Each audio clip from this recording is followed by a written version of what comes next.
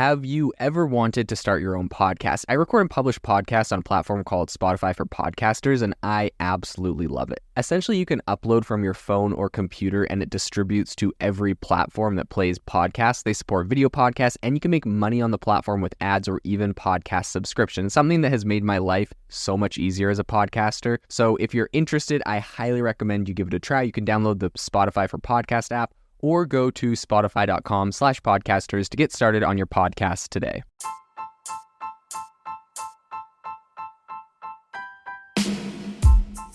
Welcome to the ChatGPT podcast. I'm your host, Jaden Schaefer. Each episode, we dive into the latest developments in the exciting field of artificial intelligence, exploring its applications and potential impacts on our daily lives.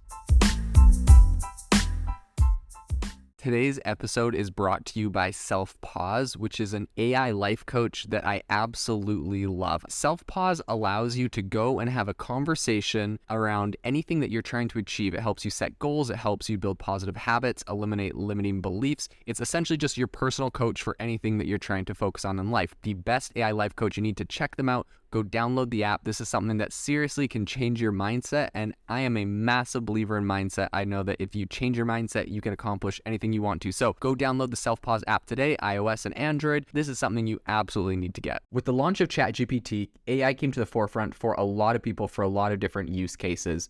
And there is a new company called Humane that recently came out with a wearable AI demo that is pretty wild in my opinion. And so I want to talk about some of the new features that are on that and what we might see from similar tools in the future. So all this to say, this is coming from Iram Chaudhry, who is the co-founder of Humane, and he was actually a previous product designer at Apple, who helped create a whole host of their different products from some of the earliest computers all the way down to the iPhone and then all the way to the Apple Watch. So he's really been into this whole device space for quite a long time, and he's developing a new device that incorporates AI into your everyday life. So to give you an idea of what this looks like, the device pretty much looks like a really small black puck that can slip into your breast pocket. It has a camera, it has a projector, it has a speaker, and that is kind of on the top of it. And recently, Chaudhry, he went on to TED and he gave a TED Talk. Parts of the TED Talk were leaked, but now the whole thing is available, so I recommend you go and watch it. But he essentially walks through a bunch of use cases for this new tool and how it can bring AI into your life, how it can make things more useful for you. So one of the demos that he recently showed on this was kind of like a gimmick in the middle of his presentation. His device started ringing, and then he pulls up his hand and it projects straight onto his hand, like your wife is calling and an answer and a decline button. He's like, "Oh, sorry, I ought to get this," and he answers it and has a little conversation with his wife and then hangs up. But that's demonstrating the ability. It has a little projector on it that projects straight in front of you. And for him, he's saying these devices are getting smaller and smaller, from the computer to the phone to the watch, and now it's going to, this little projector that is going to be on your hand, or this little device that's going to go in your pocket. So another thing that he demonstrated on this was the ability to ask it questions. He can press and hold a little button on the top of the device and ask it, where he can buy a gift, and the device responds with the name of a local shopping district he can go to. He also tapped a couple fingers on the device and says a sentence, and then the device translated that and spoke it into French, which I'm assuming is what he had it programmed to do. But what was interesting about this is it spoke it in his actual voice. So it was using, voice cloning for this. Now, I don't know if this is something they've baked in-house, like that voice cloning tool. There's 11 Labs does it really well right now. Anyone can go upload 5 minutes of audio and it can clone your voice. So, and 11 Labs just launched in 5 or 6 new languages. So, I don't know if that's something they have in-house or not, but it's not necessarily impressive. There is other technology. So it's not just necessarily technology. I think for him, it's the device, and the idea that there is a new device that you can use that can bring AI into your life, and whether they do it themselves or partner with 11 Labs or someone else for some of these software AI solutions, I'm not sure is super relevant, but it is definitely interesting, and it does have a lot of use cases. Now, what is the difference between pulling out your phone and doing this? He says that phones are kind of cumbersome, and pulling them up and asking it, how to get somewhere or how to do something takes time, whereas this can be a lot simpler, a lot faster. It's right there. You can tap it. But like also, I mean, to play the devil's advocate here, if you just like duct taped your phone to your front pocket right below you, I'm sure you could get your phone to do like a lot of these different things. Like, I guess you could make like a hotkey or something to integrate with Google Translate or I don't know, something. Any case, I won't hate on it too much. Like, I think it is a cool device. It is very interesting. But also, it's important to say, like, do we need a device or do we have something we already have that can do this? In any case, another thing he says, he taps the device and says, catch me up, and it reads out a summary of all of his recent emails, calendar events, and messages. I'm assuming it summarizes them. So using AI to like get like a good summary of what's happening and not having to literally read him word for word everything. Another thing he does is that he holds up a chocolate bar in front of the device and presses his fingers on it and says, can I eat this? And the device recommends he does not eat it because he has a food allergy. He then presses his finger down and says he's going to eat it anyways. And then it says, okay, enjoy. And he's like, I love how it's like, doesn't judge me and stuff. And like, I don't know, whatever. You programmed it to say that. But anyways, another cool tool, another super cool tool, but also like, could you just take your phone and take a picture of a wrapper and on an app that's like a an allergy detection app and it tell you if you can eat something? Like, yeah, definitely. So I think it's interesting. I think his idea is that we're going to be moving to incorporating AI into our life. He's really against like the whole AR VR glasses thing. He doesn't feel like that he feels like that sets us apart and takes us out of the real world.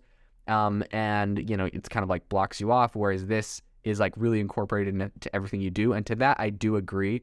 I do think that distinction is important. And I think he's just trying to create a lower friction product that you can use for a lot of really useful things. And so the other thing I do think that is valuable about this is it doesn't necessarily replace a phone. You probably still have your phone in your pocket, like paired to this thing, Bluetooth. It's almost like a smarter version of like an Apple Watch. It also begs the question of if you could just incorporate a camera into an Apple Watch and do all of these same things, or a camera and a projector. I don't know. Or perhaps you don't want to watch on your wrist and this would be useful.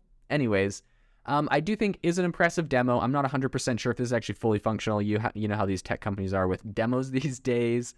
Sometimes they, make it look like it's a little bit more developed than it still is.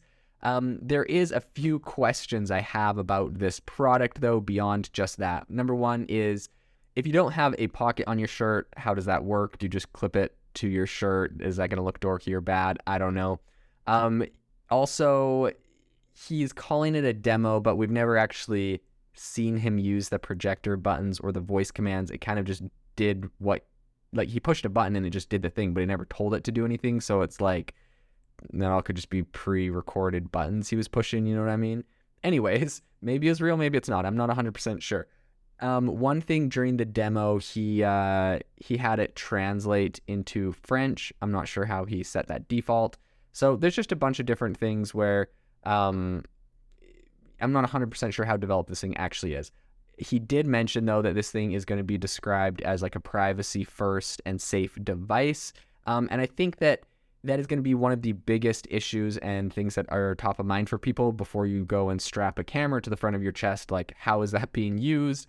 What is that able to see? Like, do you turn that thing off when you go to the bathroom? Like, come on, like think of some of these use cases. And in addition to that, like a really big product now is like those little sliders that you put on top of your laptop camera, right? You can slide it off and it literally puts something blocking your laptop camera, because we know a lot of hackers are able to hack into your laptop camera with different malware, different things, and watch you, which is a very, that feels like a major violation of privacy, obviously.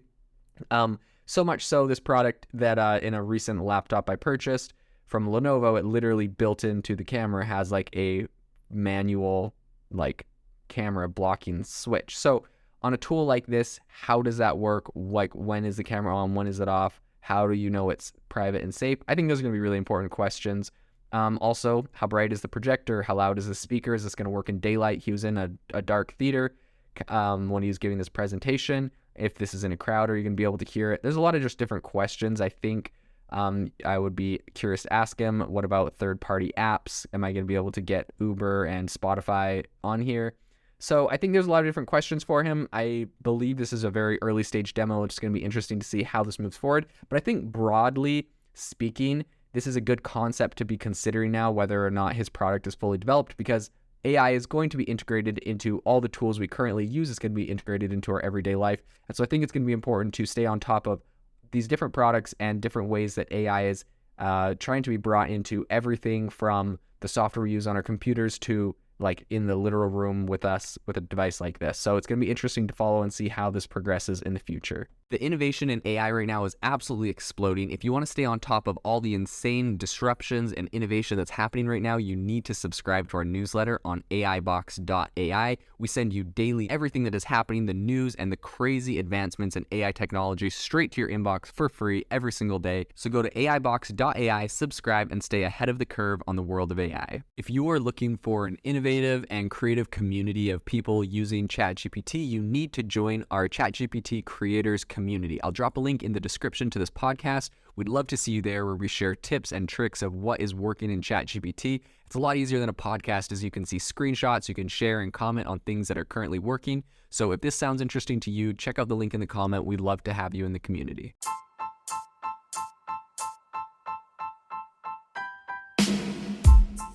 You've been listening to the ChatGPT podcast. Make sure to rate us wherever you listen to your podcasts and have a fantastic week.